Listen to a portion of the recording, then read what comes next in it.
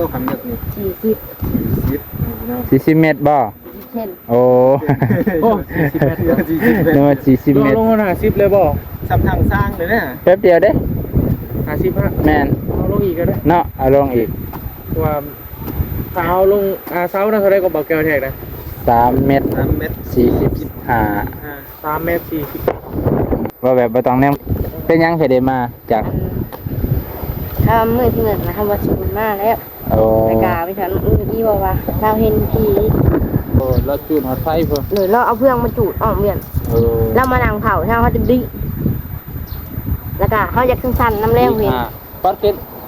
ได้บ่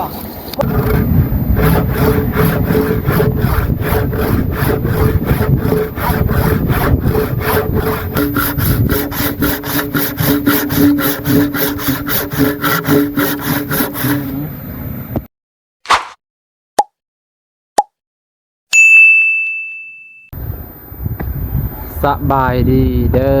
อพ่อแม่พี่น้องลุงป่าเบิดสุคู่สู่คนที่เคารพเส้นเก่าเส้นเคยยินดีต้อนรับเข้าสู่ช่องบ่าวนงเด้อพ่อลุงป่าหลังจากที่กินข้าวความพากินปลาความถ้วยกินกล้วยความหวีเฮ็ดความดีซอยกันพ่อแม่พี่น้องก็หลังจากที่แล้วภารกิจ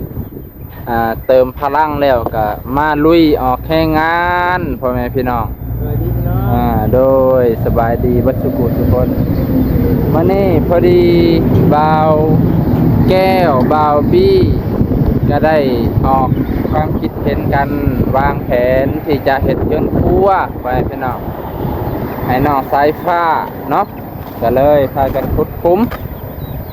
หลังจากที่บ่าวบี้บ่าวแก้วเพิ่นวัดคักแน่แท้คักแน่ก็ได้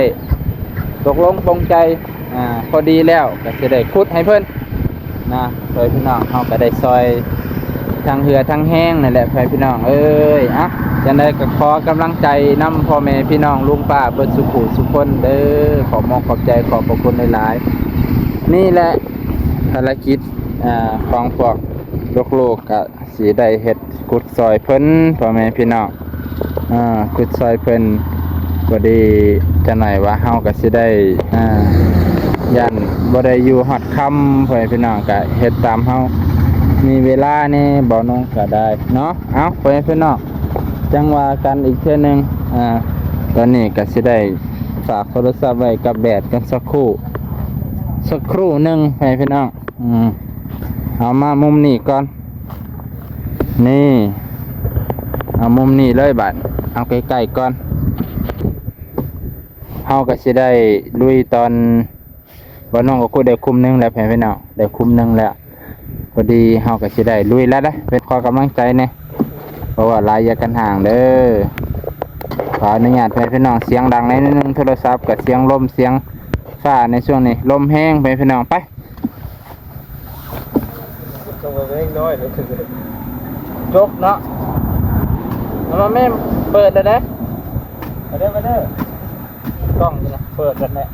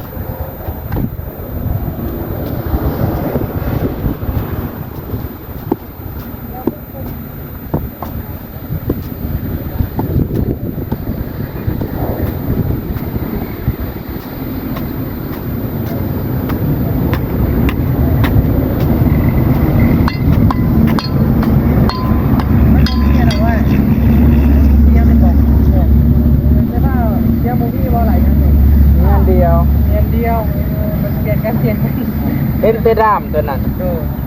เอาจกไปน้ำแน่ เลยเดี๋ยวเฮาขุดก่อน จิกแดงมันเนาะ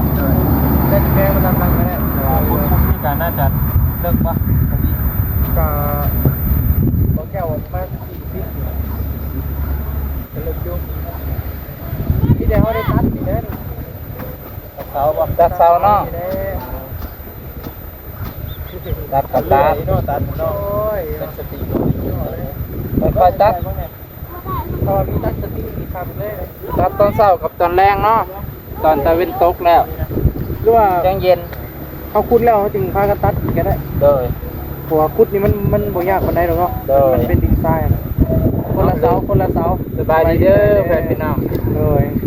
ก่อนจนสุดคำให้กัน เดี๋ยวซอยกันคนละเสาเนาะ เลยคนละคุ้มเฮา เดี๋ยวให้ทางง่ายๆเป็นคุดก้อนเพื่อนพี่น้อง แค่วงก้อนแค่วงก้อน เอาแท้คนน่ะ หัวหน้าเอาวิศการ เบิ่งได้เบิ่งเลขเป็นบ่ เบิ่งโอ้บ่เป็นดอก เอ้า จะเท่าไรเลยนี่เอาเลย ก็ถือว่าใกล้ๆกับเรื่องของเราผมได้เด้อพี่น้อง 30 เงิ เงิ น น เฮ็ดบอลเก่าฮะ อีก10 พอดีว่า ไป ดีได้ลงครับ จับดีๆเดี๋ยวมันบาดมือเด้อ โอเคเห็นอยู่นี่แล้วอะครับพอดีเลยว่าตามที่ว่าให้มันบอกเลยเนาะก็คือว่าเฮ็ดอยู่นี่มันก็สะดวกสบายมันสิกว้างๆนะครับพี่น้องพออยู่นะมันก็ใกล้กับเพื่อนโทษประมาณนั้นเพราะว่าอันนี้บ่ได้ใกล้นะออกมาจากบ่ได้หมดเลยก็ใกล้กับของแม่อย่างเงี้ยว่ามันไหว้ก่อนนั่นแหละ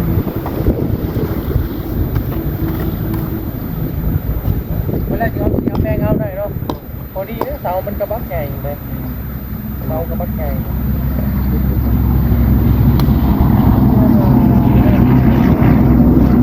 เราแก้วเราเบี้ยตอนนี้กำลังอยากตั้งในประมาณนี้นะบางทีก็เข้าใจแล้วทั้งลายเป็นกะเบี้ยนะเบี้ยก็เลยว่าในออกเรื่องก้อนที่แรกๆนั่นแหละเอามาตอนนี้มาเนาะมาเนาะเสานี่มันจะได้ตัดมาครับดูได้ประมาณ4 โอเคพ่อแม่พี่น้องได้ละครุมหนึ่ง40 เซนพอดีพ่อแม่พี่น้อง ถึง2ถึง3ถึง4 แป๊บเดียวถือว่าบ่ได้โดนเด้ มันเป็นดินทรายเนี่ย เด้อ เอาลงลึกๆแล้ว เนาะบ่มันเหนียวเด้ ใส่หมวกเอาได้ เหนียวสบายดีบอบบี้เด้อสบายดี จะม่วงจะอยู่ใส่เนาะลงไปไหลปลาหมด ตาแรงพูดอีก สิได้กินปลาน้ำเพิ่นเลยดักบัด ตัดเสานี่เรียกนักนั่นคือตัดเสา ตัวตัดเสานี่แล้ว เดี๋ยวซื้อมาแล้วเดี๋ยวจะพุดก่อน มัดตะคัด แม่นบ่ ค่ะ ขุด คุดนี่มัน ให้มัน ไปกุดปูกับปูนี่แหละ กุดกลมๆใหญ่ๆเด้อหำเด้อ เสามักใหญ่ เกี่ยวกุดปูกับปูนี่แหละ มันเป็นหน้าไม้แก่ๆเลยนะพ่อพี่น้องไม้แบบแก่เลย เอาควนตัด เลยคือได้อยู่ค่อยๆเนี่ยเนาะ ได้อยู่แต่ว่าสีเสานี่ก็พอดีเลยแขวเหียนก็บ่เหียนดอกค่อยๆเอ็ดไปค่อยๆอันนั้น เรือลุงเป็นจะสกุ้งมาล่ะแม่เอาเงินในเรากินได้ได้เราตัดใส่เป็นเรื่องนี่จะคุณจะทำ ก็ลองเบิ่งเนาะลองหาเพิ่นเบิ่ง ลำบากนะเราจะได้ สีเสาพอดีแม่พี่น้องเข้าเดียว เพราะว่าโบตัส ก็สิได้แล้วบาดนี้อันแรกเพิ่นน่ะเฮาอันฮ้อนแห้ง ปูเลยราคาเรียกได้ บ่น้องแล้วเลยเด้อทางนี้สิบอกให้ขุดก่อนสบายดีขุดก่อนแล้วก่อนให้พี่น้องต้องใส่เสื้อกันร้อนเด้อพี่น้องเด้อคันสั่นก็บ้าตร้อนแห้ง ใช่ใหญ่ อันนั้นอยู่บ่แข็งอยู่บ่มาเอาพี่น้องเราเซฟมันได้เซฟมันเดียวพี่น้องเอ้ยแม่นมีเสียมเดียว บ่ฮ้อน บ่ยา บ่ กเนาะ นี่ ขุดแป๊บเดียวเลย คนขุดนี่บ่ฮ้อนบ่ อากาศมันดีอยู่มื้อนี้อากาศลม ส สมก็เป็นอันผู้ช่วยพอสร้างเนาะ อืม ทนแดดทนฝน ของแท้นี่ได้ ความลึกเท่าเลยก็ความลึกนี่ 40 10เนาะ 40 เมตรบ่ เช่น โอ้ โอ้40เมตร นึกว่า40 เมตร ลงมา50เลยบ่ สำทางสร้างเลยเนี่ย แป๊บเดียวเด้ 50ฮะ แม่น เอาลงอีกก็ได้ เนาะเอาลงอีก ว่าถ้าเอาลงเสานะเท่าไรก็บอกแก้วแทกนะ 3 เมตร 3 เมตร 45 3 เมตร 40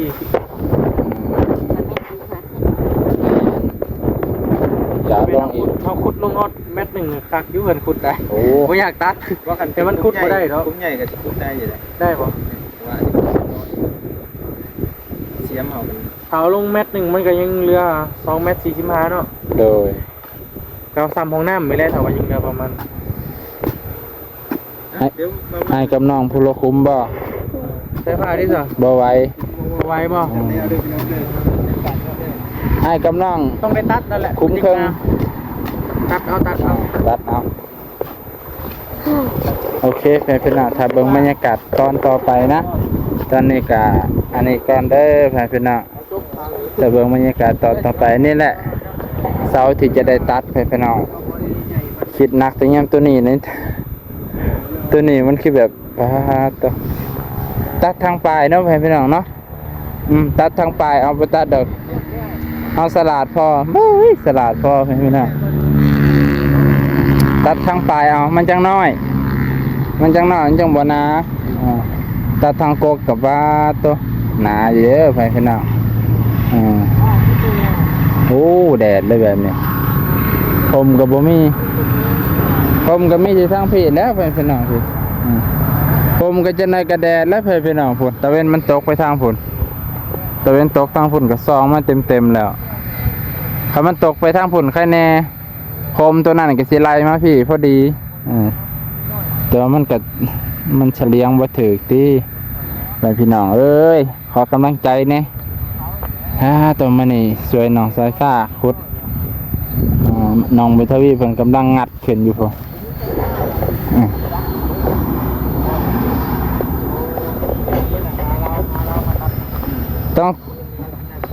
ต้องถามน้องก่อนว่ามีอีหลีบ่ได้แล้วบ่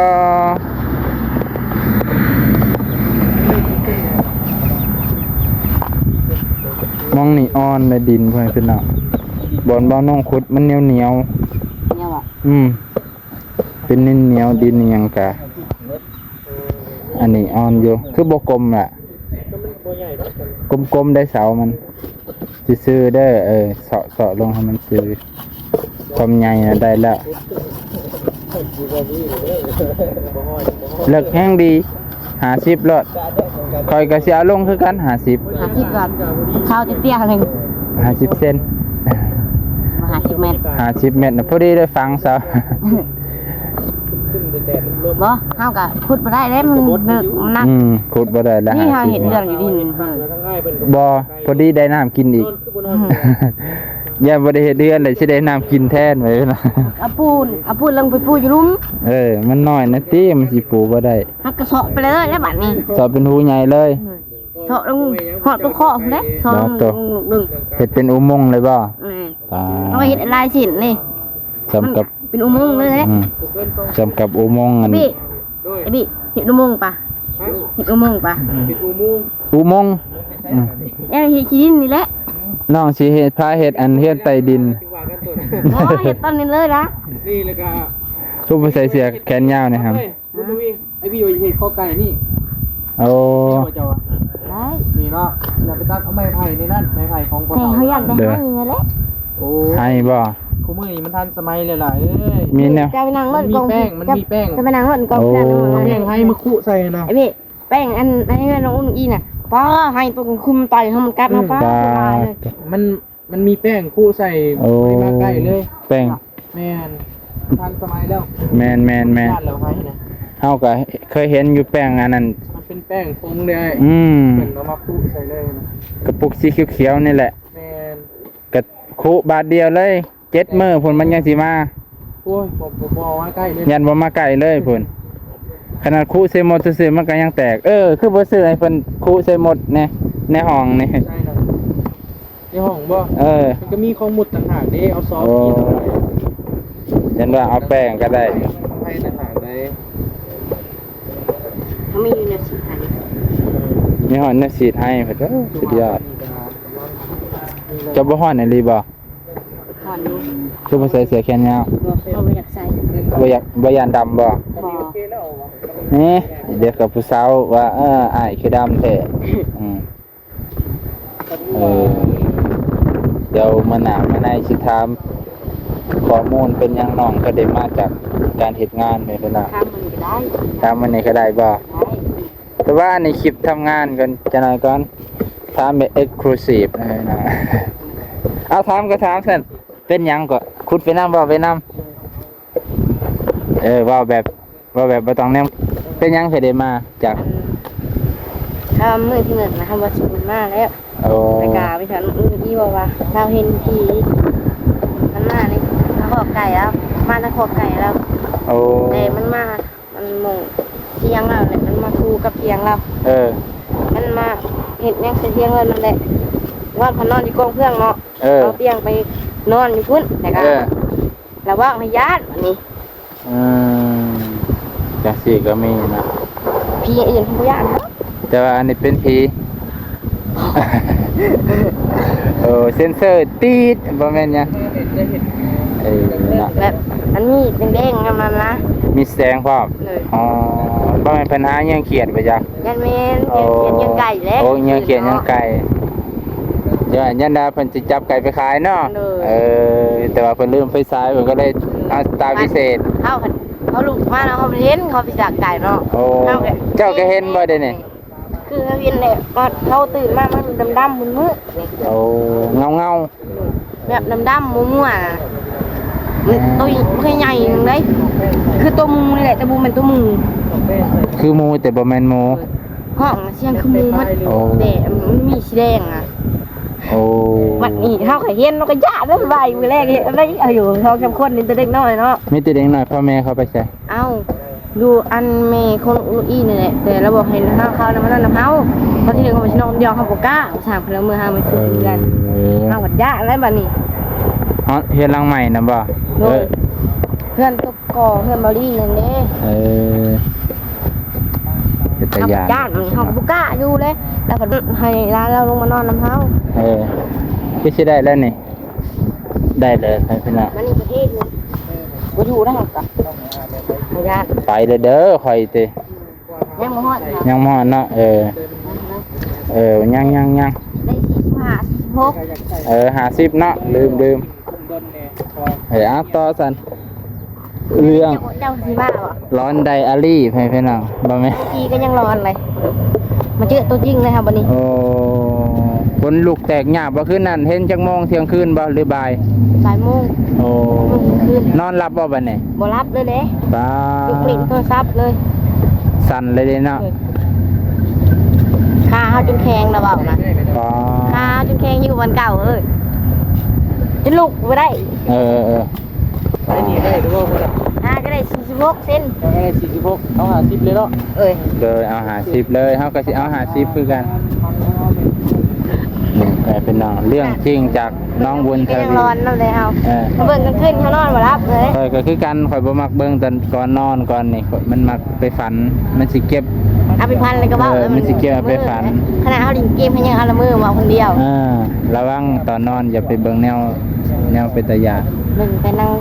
ตลกได้ไหมรู้ว่า หนังเบิ่งหนังตลกที่มันสร้างฮอร์โมนมีความสุข ไปเบิ่งนั่งทีมันต้องมันสิมาเนี่ยเสียงงอนมากะได้เห็นอะไรเรา ข่อยแฮงบ่มักเลย เบิ่ เบิ่ ง ง ว่าอันใส่ผ้ามาไล่กะตัวที่หนึ่งอะเมื่อก้อนเราบอกเขาก็นอนนะสุราสิเมื่อภาษาอันภาษาบ่ายโมงนี่รถเขาแก่ซุปมาเสียงแน่ๆมาไอ้มาไล่เห็ดบื้อออกไปไว้ถึงบ่ไปทางบ่ท่า ไปเลยเด้อติ ไปเลยวู้อันใส่แน่น้ำยังบ่ทัน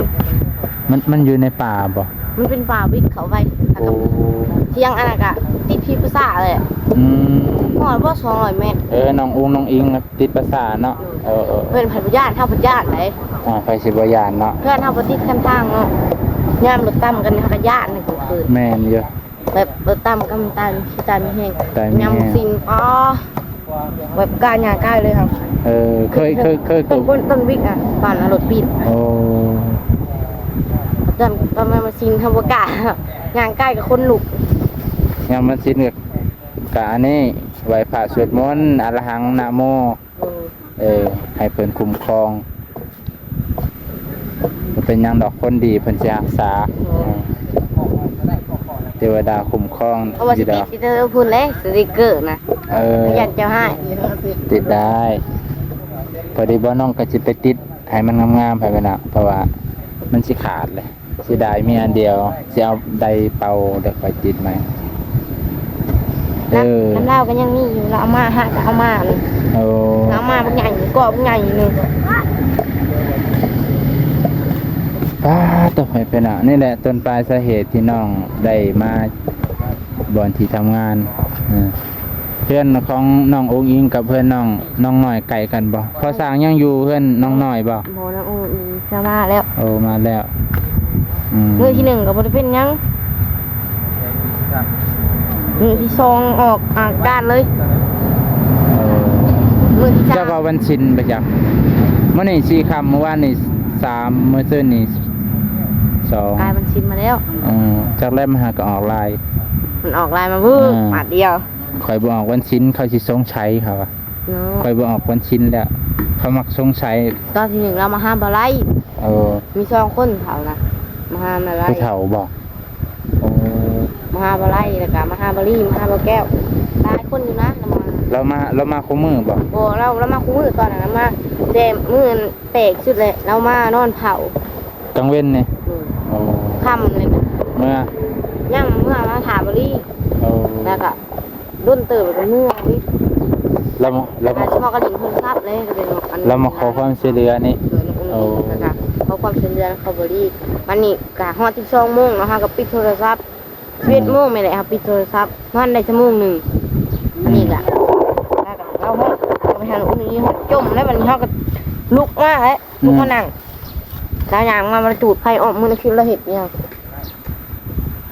เราจุดหอดไฟเพิ่น หรือเราเอาเพื่องมาจูดออกเวียนแล้วมานั่งเผาใช่ไหมเขาจะดิแล้วก็เขาอยากสั้นๆน้ำแรงเวียน ปัดกิน ได้บ่ บ่ได้เลยเบาเอ้ย ปึ๊บเย็กหาเด้อ มันส่วนขึ้นมาได้แล้ววันนี้ ค่อยๆเอาเลย 50เลิกเลยชิ้นหาเลยได้ 50เลย 50ได้ว้า เสียงกัน น้องคอดขึ้นบ่ได้แห้งแล้วแล้วจะไปเอาส่วนเพราะว่าอันนี้ละของเราก็ได้มาสูงกัน ตัวนี้คุ้มใหญ่เลยบ่ เพื่อว่าสิได้เอามักที่หินใส่แน่นเลยนะ โอ้เอาขี้หินใส่แน่นเลยเพิ่นสิได้เสียนคักๆเลยให้พี่น้องเสียนได้เลยนะ โอเคได้สุดยอดไอเดียเฮาขุดก่อนก็สิได้เฮ็ดทีหลังหมู่โอ้แบบนี้ก็เป็นแท้ๆนะบ่เป็นหยังดอกเพื่อนน้องเฮ็ดได้เสมอสากะยามัน เราพูดกำลังเฮาอีกเนาะ อยู่ทางนี้เว้ยเป็นจังซี่เนาะแต่ว่ากับยังบ่มั่นใจเนาะว่าเป็นลาวกับบ่ได้ว่าลาวเป็นเนาะ เป็นทางนู้นอีว่าร้อยเลย 100เลย เลย อ๋อคันเด็กน้อยเท่านำว่า100ก็จะ100นำได้พี่น้องอันนี้ก็บ่ฮู้คือกัน คนบ้านเดียวกันเนาะ คนบ้านเดียวกันเว้า100ก็100 แล้วก็เราก็อยู่ดีกว่าเฮาไปอยู่ในหันเด้เฮาก็ไปอยู่หันโดน สบายดีเด้อเด้อ มาขุดซอยเฮาติมาขุดซอยเฮาติอ่ะ โอ้ยเนี่ยเสียงคูดอยู่นี่โอ้ยใครดอกดินอ่อนอยู่เนาะ โดย คุมจะเอาไปใส่คุมจะก็มีได้นี่คุมจะมีอยู่ เรือคมหนึง โอ้ยจุดคุมอ่อนอยู่สบายอยู่แล้ว ดินอ่อนเนาะ แห่เด้ห้องเลย เด้อคือ ขับจังแน่เลย น้องพี่น้องตอนนี้ก็กำลังลงมือบากเสาถ่าบากเสาไว้ พวกเขาขับกันนี้ได้เนาะ คักอะไรยังว่าเลื่อยขนาดไม้แกนยังตัดสบาย โอ้ยขันโอ้นี่ หักพอดีแล้วเสานี่บ่ตัดมันแล้ว โดยพอดีแล้ว พอดีเด้ลืมตะกี้ว่าสิมีพรมมันน่ะ โดยเฮาลืม แต่มันสูงเกินว่าอันนี้มันเชื่อแล้วได้ที่เนี่ย ยังอีก ยังบอก 4 เส้นไม่น่า4กายมันแบบมิดกับใหม่เลยพี่น้องเขาอย่าให้ใหม่มันโผล่เขาให้แบบมันค้ำใหม่ได้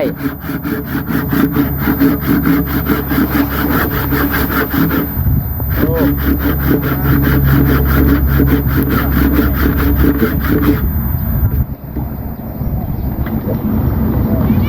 ฮะ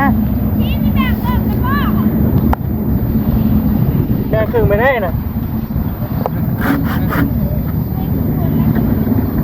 เบิ้งนั่งไปเลย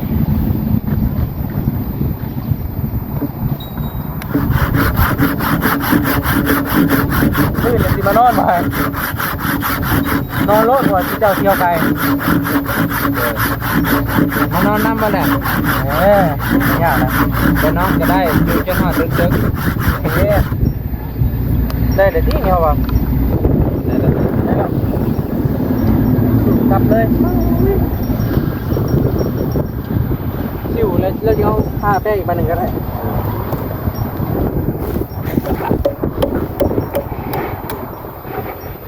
นี่เลยเนี่ย ๆว้าว อยู่ คือ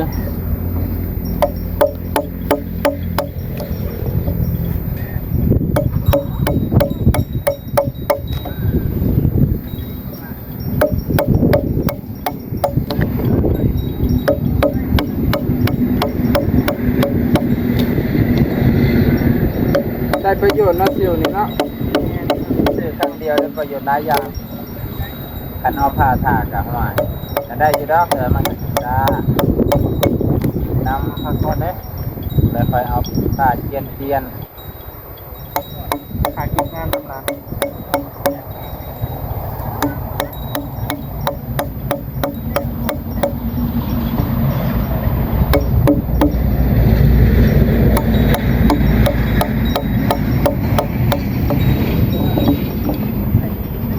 นึกพ่อหรือไม่ จะได้ละก็ได้ขาลงอีกแห้งเลยแห้งดี อีกน้อยหนึ่งเอามา แห้งใหม่มันจะอยู่แน่นๆเลย เราลงอีกน้อยหนึ่ง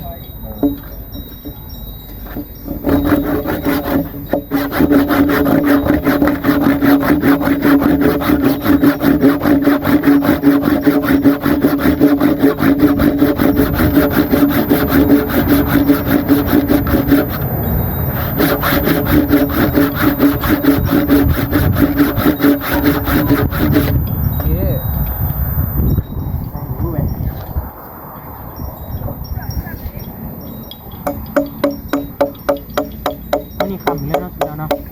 แม่น หลานนี้แล้วอ่ะเป็นผู้เล่นที่ได้ย่อเนาะเพราะว่าคันบอกแก้วมากนะได้บ่4-5 คนย่อได้บ่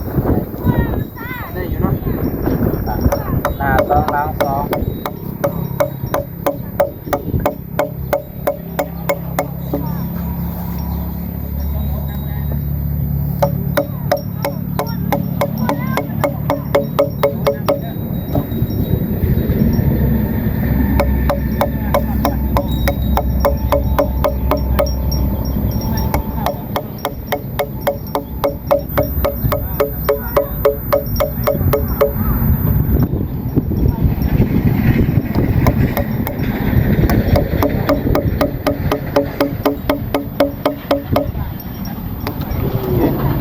ได้ถึงเอาผ้าไปเนาะผ้าไปงานหน่อยเนาะนี่ฮะ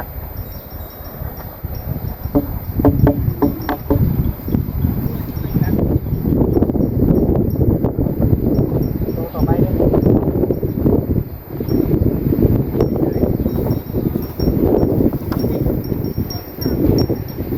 เสาเดียวนี่แหละยังเหลือตัวนี้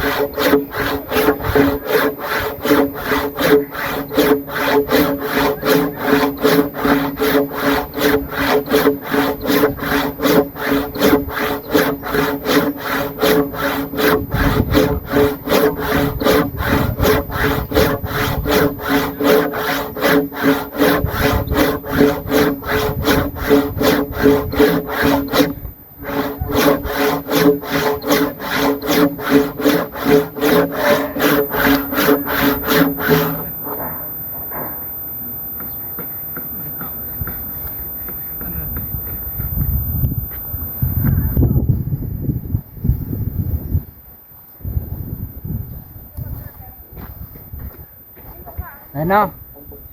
โอเคแล้วแม่น ถามกันเด้อบาดนี้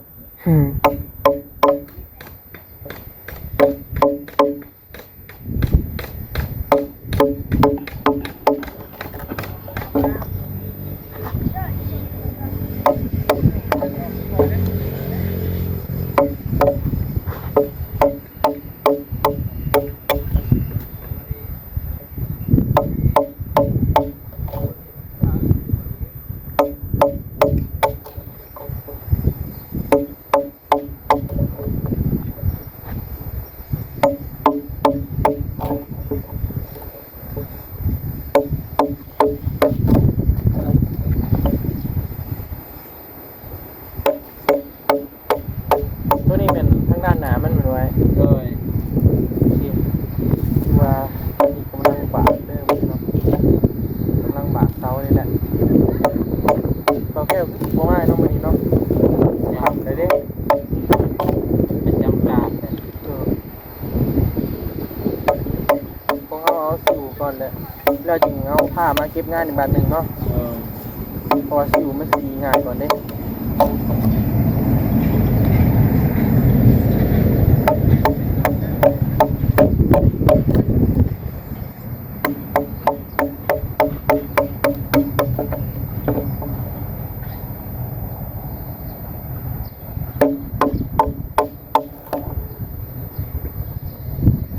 โอเคเสร็จแล้วเราไปเบิ่งตอนที่ว่าใกล้สิแล้วเลยเด้อพี่น้องเพราะว่ายันคลิปมันยาวเกินไปนะ ต่อ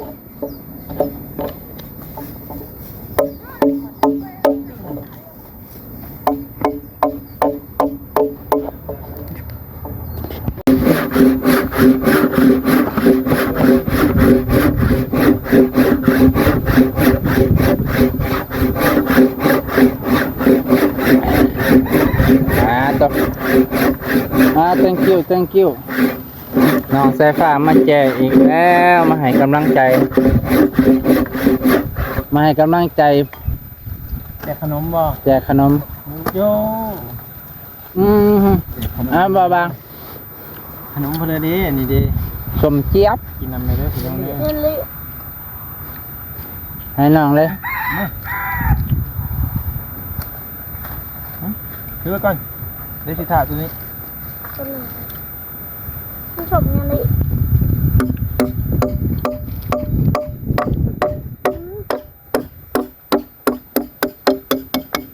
โอ้ เรียบร้อยเลย สบาย นี่ว่ามือซื้ออุ้ย สมกับมืออาชีพอยู่บัดนี้ โอ้ยสิได้เป็นสร้างแล้วไม่จังนี่เนาะ อ๋อ สิได้เป็นสมัครเป็นสร้างเด้อก็แบบนี้เด้อตัวเราตอบป๊อกป๊อก อืม ตะบิดว่าสิไปหาขับจ้างตัดอ้อยอยู่ที่เสาแล้วแต่ได้ฟ้า เราเป็นยูทูบแล้วเนาะ ทำทุกแล้ว พอดีเลยนี่เลิกสวย แล้วบ่ อย่างนี้กันนะ อันนี้ก็แจกอีกแล้วแฟนพี่น้อง ก็คือแจกตลอดเนี่ย โอ้แจกตลอดบ่มีเมื่อยอะไรแบบนี้ เอามาเฮ็ดเว้ซอยเพิ่นแล้วเพิ่นว่า อ่า กินขนมดีเมื่อยเพิ่นว่า อ้าว เพิ่นมากมายเลยเนาะยืนว่าจะได้กินกันนะ บ่เรือได้ยืนมาหลายนำบ่เรือได้อ้ายไม่เมื่อยนี่กินเบิดได้นี่สร้างบ่เรือเสือบ่ยังสากกระเบือถึงเรือลบให้กินเบิดอยู่บ่ จะได้สายฟ้า สายฟ้าโดโซของแท้แฟนพี่น้อง หักออกสิเนาะ แต่ก่อนนี่มากโดโซนี่หวานๆเค็ม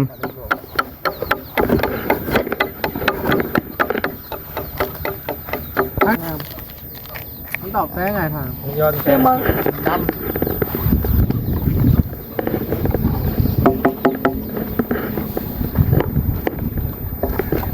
ๆน้องก็แจกอีกแล้ว แจกแบบนี้โว้ยบ่ให้เขาทีมนำแหละ เรื่องตาสร้างว่าเนี่ยตาสร้างเลยตาสร้างเนี่ยมาแมท กินจังได้อันนี้แม่คันจองนี่หาเอาบ่ ก็จะ ใช่ป่ะให้พี่นั่นตัวหนึ่ง อันนี้ส่งคืน กินหมดเอามา บ่กินเบิดบ่ได้มันหวาน บังเด้อได้ป่ะ ยอม ได้ป่ะเอาไว้เราไว้บ้างสิหยอเด้อ เป็นสิยอม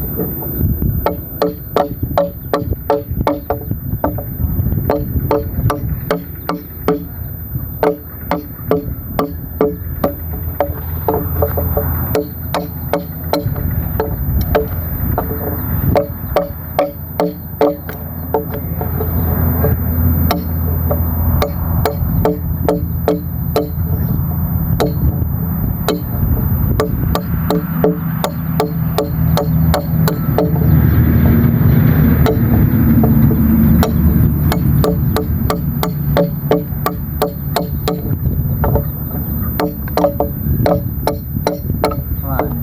ตัวนี้นะคันว่ามันนั่นมันกับบ่ฮอดที่แรกอยู่ถึงพี่เนาะ มัน โอเคไปเลยนะ8 บาทพอดีนะ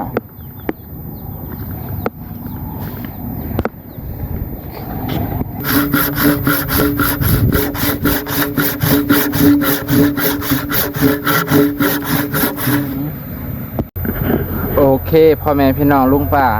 เมื่อกี้เขาก็ได้บาก2 เสาไปแล้วเนาะ 2เสาไปแล้วก็ถือว่าสำเร็จแต่ว่าเวลาไก่เข้ามาแล้วบ่อยากไก่พี่น้องเวลานั้นผจญมากพี่น้องโอ้ยเฮ็ดจังได๋ได้เนาะก็มื้อนี้ได้บากแค่2เสามัน4 โมงแล้วพี่น้อง4 โมงแล้วเฮาก็สิได้อวยหนาเข้าสู่เมืองพาราณสีพุ่นแล้ว เพราะว่าเวลามันไกลพี่น้องเราน้องเดินทางมากับ2 ชั่วโมงพุ่นแหละ4 โมงฮอดบ้าน6 โมงเมื่อวานนี่จนค่ำอันนี้กระบากไว้พี่น้องแล้วกระบากหน้านี้ไว้ก็สิถึกเนาะพี่น้องถ้าบ่ถึกก็คอมเมนต์บอกในอยเด้ออันนี้สิอยู่ทางหน้าสิอยู่ทางหน้าตัวนี้อันนี้ก็ทางข้างพี่น้อง2 เสาแล้วบัดนี้ก็อันนี้ก็คือกันอันนี้สิอยู่แบบนี้พี่น้องนี่แบบนี้ตัวนี้ก็สิแบบนี้ทางหน้ามันสิเชิดขึ้นน้อยนึงพี่น้องไว้มันเชิดขึ้นหลายเด้อนะห้อยบอบบี้จะได้อวยหน้าเข้าสู่พระราชวัง แม่นจะได้อวยหน้าเข้าสู่เมืองพาราณสีได้บัดนี้โอ้เมืองพาราณสีบ่แม่นเมืองรับแร่พอได้เขาลิบไปปลาบัดโอ้เขาปลาอ้อยอยู่ได้พอพี่น้องทางลัดถ้าบ่แม่นทางลัดนี่โอ้ยแห้งดนมื้ออื่นสิมาแต่เช้ามื้ออื่นเจอกันใหม่บ่เป็นหยังดอกข้าวเดียวบื้นกูแล้วตั้งเสาไว้หน่อยเนาะโดยเฮาก็บากน้อยนึงเฮาก็ตั้งเลยเนาะเฮาก็สิมาให้มันเช้าที่สุดแม่พี่น้องบางเทื่อก็สิมากินข้าวเช้าอยู่พี่แหละกินข้าวเช้าอยู่พี่เลยมันจังโดยเอาไปพี่น้องอำลาพาจากเพียงเท่านี้ก่อนเด้อผมขอบใจขอบพระคุณหลายๆพี่น้องลุงป้าบ่สุขสุขคนที่รับชมและให้กำลังใจมื้อนี้ก็เฮ็ดเวียกไปเท่าละน้อยแล้วพี่น้องมื้อสารงานต่อให้พี่น้องถ้าผิดพลาดประการใดขอโทษขออภัยพี่น้องลุงป้าที่รับชมขอบพระคุณครับ